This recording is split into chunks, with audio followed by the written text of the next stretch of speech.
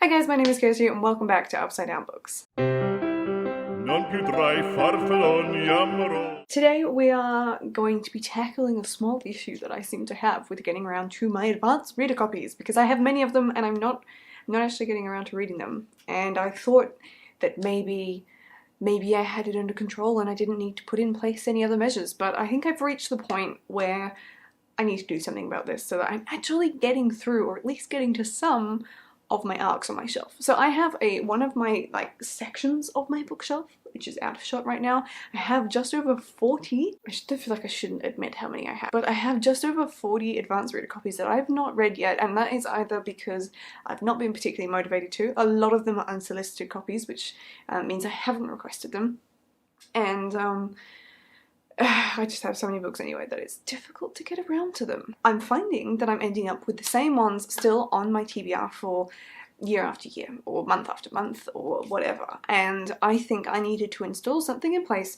to make sure that I wasn't being so biased to reading short, easy, and fun ones, or just the ones that I had requested, and that I needed something to level the playing field. So with that in mind, I decided that it might be time for a TBR jar. Now, I don't usually do this because I hate prescribing my reading so far in advance, or just at all, really, but I think I'm going to pick out the books that I'm going to be reading during April that will count towards advanced reader copies. And I'm going to pick 3 today, just 3, because I'm not sure how much reading I'll be doing. I've had very up and down months with how much I've been reading, as you will see in my wrap-up, which will be coming probably next week or the week after for March, and it wasn't great. It wasn't great. So 3 maybe for April and May, but we'll just see how we go. So I should have been studying, but instead I started a Word document. I created a table, printed the table, and then I cut up the table and I have put it into a jar. Now, I didn't actually have a jar that was the appropriate size, so I'm afraid that this one is somewhat obnoxiously huge, but we're just going to run with that, and hopefully this is actually going to work. So the idea is that every month, or however frequently that I choose these, I'm going to be picking 3 out of the jar, or whatever the number is, and I will then make myself sit down and read those, and there are definitely some in there that I'm not looking forward to picking. So this is my complete jar, which looks really, really underwhelming because there's not that much in it, but who knows, if this doesn't work out then I'll just have more to add to this and it'll get even fuller and the situation will just get worse, so can't wait. So I am just going to pick out, I don't really want to do this. I'm really worried I'm going to end up with a book that I really don't want to read, so but we're going to do it. I'm going to pick out 3 and we're going to see what books I'm going to attempt to read in April, and just hope to God that at least some of them are ones I want to read. There are some that I've received really recently and I'm really hoping that I pick them out. Okay, here we go. Okay, this is a good start. I'm very pleased with this. So the first one I picked out was Dear Mrs. Bird. This is one I've actually been contemplating actually picking up for a really long time because it's supposed to be really good. So this is Dear Mrs. Bird. It was sent to me by Pam Macmillan, and I believe it is a mystery. So it's set in 1941 in London during World War II, obviously, and during hard times, and we have a main female character who ends up working for someone called Henrietta Bird, and she is a publisher or a writer for a magazine. Oh, this is really interesting. So she's dealing with people who write in letters regarding their love life, or women who can't bear to send their children to be evacuated to the countryside.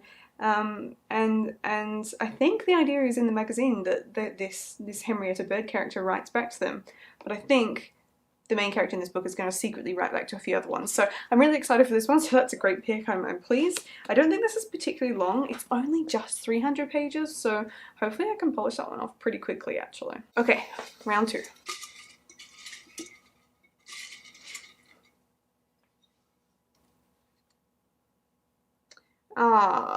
Okay, the next one I picked out is complicated. So as I've said, there are a couple in here that I'm not particularly looking forward to. So one of these is A Life of Her Own by Fiona McCallum. Now, I think it's pretty safe to say that this book in particular is not written for my age group. However, I literally have a plan in place for this one.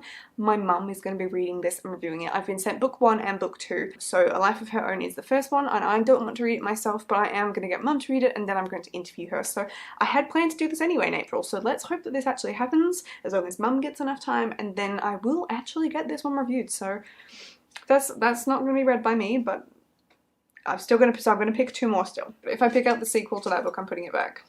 Oh no. Look, I was originally really excited when I got sent Painter to the King, but I think it's going to be a really slow read. But I guess that's the point of this TBR jar, is I have to get around to these books I've been putting off. So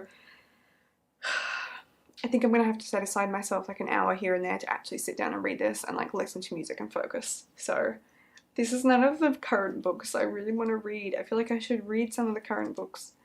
Oh, this isn't quite going the way. This is going downhill. Painter to the King I actually got sent a hardback copy of, and it's cream on the inside, which is always lovely. And I really love the premise of this book, but again, I just think it's going to be a long read. It's set in Madrid in the 17th century, so 1622 specifically, and it is about a painter who is sent to the palace, I guess King Philip IV. And I know nothing about Spanish history in all honesty, so this will be quite interesting for me to learn something about Spain. I've just never studied it at all. I've actually never read anything set in Spain, so maybe I should stop giving this book a bad rap before I have even read it. However, I think this is just sort of a story about the painter's life in court. I think it might actually have been inspired by a portrait of the king. Yeah. So, look, I'm going to reserve all of my judgment until I've actually read this one. At least it is not too long. This is, again, just under 300 pages, so I think if I set myself aside some time to actually sit down and read this, then maybe I will end up enjoying it. Who knows? Round 3, please let this be, I want this to either be Q, The Mercies, or Astrid Schultz's new book. And I'm sure it will be none of those. I don't know how I feel about the fact that I have not pulled out a book that I really want to read. Okay, so the last book I've pulled out is The Christmas Party by Karen Swan. It was not one of the books I really wanted to read. I'm upset about this, but that's okay. Look, The Christmas Party should be easy to read. I do really like Karen Swan as an author, and The Christmas Party is quite a large book, but it's also a Christmas story, and I think it'll be fun. I've read one of her other books before, and I was actually really excited to read this at Christmas when I was sent this from Pam Macmillan again, and I just didn't get around to it in Christmas because December was very busy for me. So I'm trying to swallow my disappointment. I really wanted to get a book. Okay, here's my promise to myself. I have my 3 books, and these are all books that have been backlogged for some time, so perhaps this is for the better good, this is for the greater good, this is a good thing. So I'm going to focus on getting through these this month. If I get through these, I'm going to read a book called Q, which is coming out this April, and it's a dystopian, and it's one of the most recent books I was sent. So that's going to be my silver lining, and I'm also going to try and read A Life of Her Own, which is this one here by Fiona McCallum. Nope, that's the sequel, but point still stands. So I'm also hoping to get a review done via my mum of A Life of Her Own by Fiona McCallum, but we will see how that goes. So depending on how successful April is on this challenge will depend on whether I do my TBR jar again. I thought that was a fun way of doing it. Part of me is really tempted to make one for my full TBR, but I think that would be overwhelming. I'd love to know your thoughts in the comments down below, whether you think I should do a TBR for the remaining like 300 books on my bookshelf that are just non-arcs. Those are my books.